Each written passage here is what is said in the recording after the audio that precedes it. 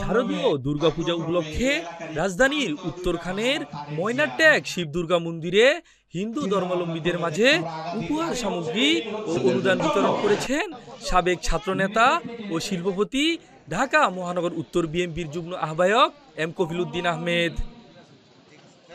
বুধবার দুপুরে আয়োজিত এই অনুষ্ঠানে স্থানীয় হিন্দু সম্প্রদায়ের মানুষের সঙ্গে শুভেচ্ছা বিনিময় করেন। প্রধান অতিথির বক্তব্যে এম কফিল উদ্দিন আহমেদ বলেন, আমি এমপি হই আর না হই সবসময় হিন্দু ভাই বোনদের পাশে আছি। আমরা সবসময় এদেশের নাগরিক, সব ধর্মের মানুষের সাথে মিলেমিশে বসবাস করব। সত্যিকারের কালকে আমি আমার নিজের পকেট থেকে টাকা দিয়ে আমি উপহার সামগ্রী নিয়েছি। এটা কিন্তু খারাপ ফসলের কাছে নাই, আপনারা আমাকে ভুল বুঝবেন না।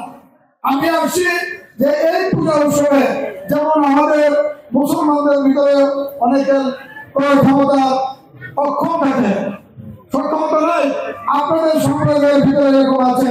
দেখেন আমি একটা শাড়ি, এটা টাঙ্গাইলের শাড়ি, আমি একটা লোকই আপনারা দেখেন, আমি কিন্তু যদি বুঝতেন তাহলে কিন্তু আমি কম দামের কাপড় দিতে পারতাম, আমি কিন্তু ওইটা নিয়ে কম্প্রোমাইজ করি নাই। তাহলে কি আপনাদেরকে বুঝতে হবে, আপনারা আমাদের মা মাসি, আপনারা আমাদের ভাই বোন, আপনারা প্রাণ খুলে এই উৎসব পালন করবেন। আগামী দিনে আপনাদের কাছে কিছু একটি চাবো, আপনারা যদি আজকে এই সহযোগিতা, আপনাদের দোয়া যদি পেয়ে আমি আগামী দিনে মনোনয়ন পাই, তাহলে তো ইনশাল্লাহ আপনারা বুঝতে পারেন আমার চন্ডীদাস দাদা আজকের এই পূজা উৎসবের সভাপতি, উনি মন্দিরের জন্য শ্মশান ঘাটের জন্য কিছু বলেছেন। বিশেষ অতিথি হিসেবে উপস্থিত ছিলেন ঢাকা মহানগর উত্তর বিএনপির দপ্তর সম্পাদক এম এ রাজ্জাক, সাবেক দক্ষিণখান থানা বিএনপির আহ্বায়ক ও ঢাকা মহানগর উত্তর বিএনপির সদস্য মোতালেব হোসেন রতন সহ স্থানীয় নেতৃবৃন্দ। স্থানীয় হিন্দু সম্প্রদায়ের নেতারা জানান, এ ধরনের উদ্যোগ তাদের উৎসবকে আরো আনন্দমুখর করে তোলে।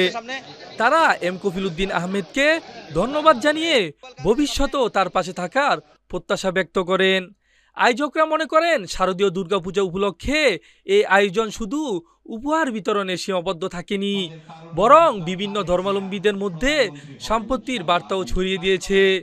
অনুষ্ঠানে তাৎক্ষণিকভাবে মন্দির ও শ্মশানের জন্য অনুদান প্রদান করেন সাবেক ছাত্রনেতা ও শিল্পপতি এম কফিল উদ্দিন আহমেদ।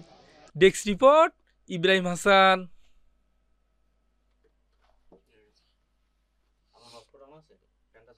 আমাদের তারুণ্যের অহংকার তারেক জিয়া প্রধানমন্ত্রী হবে।